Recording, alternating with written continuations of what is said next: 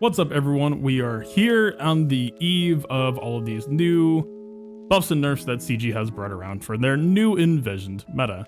And, you know, as a consequence of that, we do have this mass refund, right? We have suddenly all of these new Relic 8 materials sitting around. The question of who really potentially deserves getting them back, you know, whether immediately or maybe a wait and see. Kind of here to give my thoughts on that. You can already see the choices that I have made, and we'll kind of break that down. And let's just start off with, I think, the easiest one, which is going to be General Skywalker. I mean, obviously, he is a requirement for Lord Vader if you are chasing that.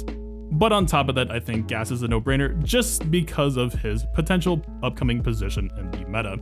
With the buffs that 501st has gotten, I think Gas might have some renewed threatening potential on defense if you're willing to really go in on min-maxing their mods. And we'll have a video coming up with that tomorrow. But for now, I'm just going to say, I think Gas has a very strong positioning here. Immediate re-relocate from me here, right? I think it's a solid investment. I say go for it. Dark Trooper. Dark Trooper was also an immediate re-relocate for me. And I could see this being a little bit more of a contentious topic. Let me break it down for starters. So my biggest concern with Dark Trooper, right?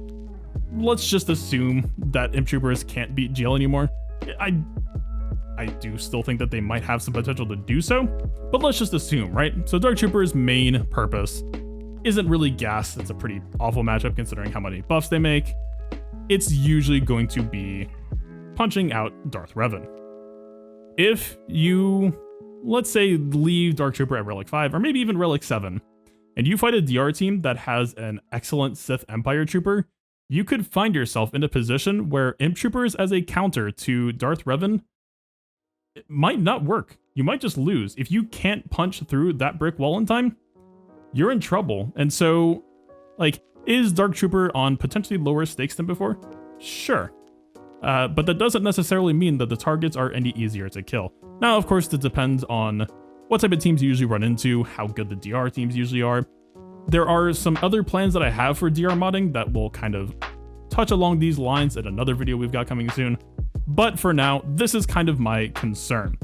Could you potentially get away with, you know, saving the Relic 8 mats on Dark Trooper and trying to make Relic 7 work for now? I think, yeah. I don't think that sounds too bad. Now, could you just run Relic 7 Dark Trooper, maybe make sure that you're giving him some solid offense mods, and just make him work for now? Yeah, probably, especially if you need those Relic 8 materials for possible upcoming requirements that we'll be getting soon here. I don't think it'll be too bad, but this is my concern. And in fact, for me personally, I plan to start modding my DR team for Grand Arena to start to put pressure along these lines, especially if you start to factor HK in there. HK stopping Range Trooper from being able to use his assist early. That is a lot of lost damage for the Trooper faction that could put you below the necessary damage you need to punch through that. So we'll see on that. And along the topic of this whole DR thing, Vader. If you're watching my stuff before, you will know that I felt pretty good that I would want to re-relegate Vader immediately. But let's start making cynical assumptions real quick. Let's assume Vader versus Rey just kind of becomes a little bit too unapproachable, or straight up just can't work, right? It's possible, but I do think that there's a possibility that Vader could take that, but let's just assume, right? And let's just assume maybe Vader can't really beat any GL, right? His basic actually just got some extra consistency with anti-Jedi that, you know, maybe he could have interesting positioning against the JML team. But again, let's keep making assumptions here. Vader has some potential concerns with the remaining teams he can defeat left. Now, I do still think that Vader versus DR on average will be a successful counter. In fact, I already have a guide for how to beat DR without Watt. Like that already just worked. Where things start to become problematic is Darth Revan and Malik can really start to bully out Darth Vader in that matchup from being able to successfully one-shot them. Now, I've seen a lot of people make this mistake. Darth Vader did not lose 40% damage on his Cole. What he lost was 0.4 off of the base ratio. What this means is, effectively, you can think of Vader's Cull as usually doing roughly 1 debuff less worth of damage, right?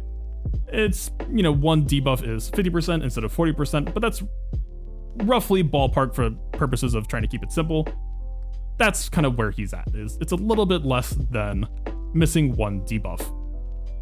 Of course, he can't ignore armor either, and what this means is, whether it's via debuff RNG, maybe you get 3 debuffs on a choke, maybe you get 2 debuffs. 2 debuffs is not that long of odds of encountering every now and then, right?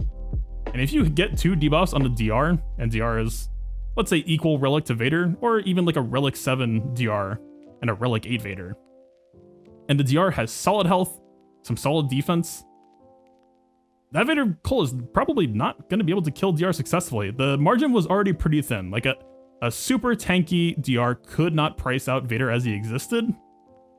This could very well make up the difference. Now, a couple things in counterpoints that I haven't really mentioned to what I'm saying so far. Vader's extra crit chance, all of that extra free crit chance that he just got, is extra budget that he will be able to reclaim back into his mods and dump into offense. So, you are gaining some damage back that will kind of offset what he lost. As well as the secondary factor where, since he's missing that bit of extra ratio on his Cull now, he arguably needs that Relic 8 now more than ever to try to make up for what he's missing. I'm still a little bit concerned. Let's assume Vader can't really reach for GLs anymore. Let's assume properly built DR isn't a reliable counter for him anymore. He doesn't have reach on gas, and CLS is a definite no. The amount of teams that Vader can really start to pick off, really, you're looking at like maybe Padme as the most valuable option for him. Things start to get a little bit weird really quickly in terms of like, if you think of the value of giving Vader Relic 8 again, right? It's like, what are you giving him to be able to kill other teams? So, I don't know. He wants Relic 8 pretty badly just to try to keep an even keel. I'm a little bit concerned about what teams he is going to be able to take out.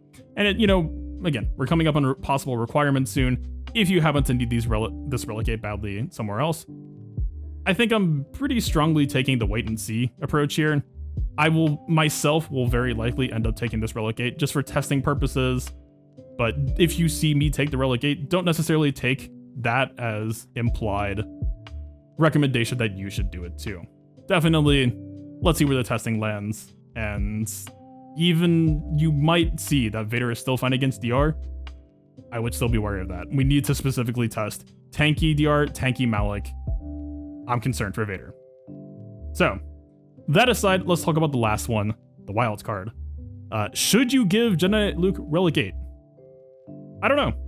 Nobody knows. Anyone who is telling you yes or no right now is talking out their butt, because nobody knows what Jedi Knight Luke does right now. At least they don't know his full capabilities.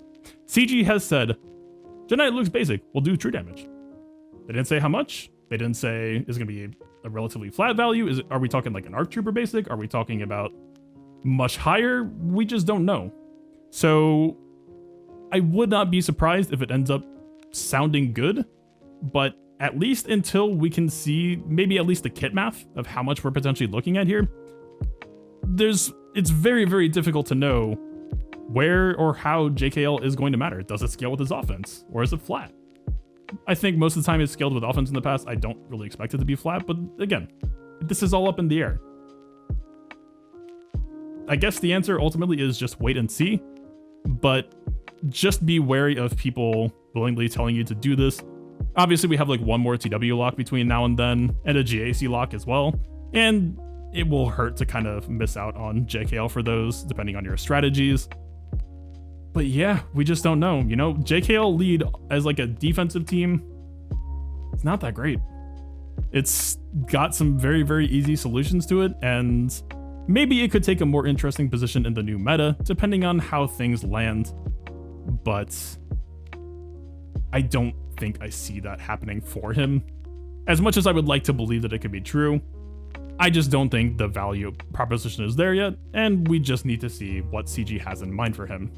So, with all that being said, I think for now this is a pretty fair way to land it. Gas being the one, feels like a really solid lock-in, especially with him being a requirement if you're going for Lord Vader. No-brainer there. And I think Dark Trooper is one that you could run into a situation where you could regret. That situation might not pop up immediately, might not pop up for you at all, and it might take forever to pop up. It really depends on the type of teams you run into. Dark Trooper is the Imp Trooper's siege engine, and especially depending on what Relic 9 brings, CG says it's going to be good for tanks, whatever that means. We're going to need a sledgehammer that can really bring some heat. So I would be nervous to keep Dark Trooper lower than this. That could be a gamble that pays off. We'll see.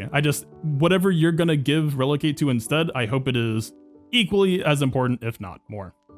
That's about it. So stay tuned to see what happens there, and thanks for watching.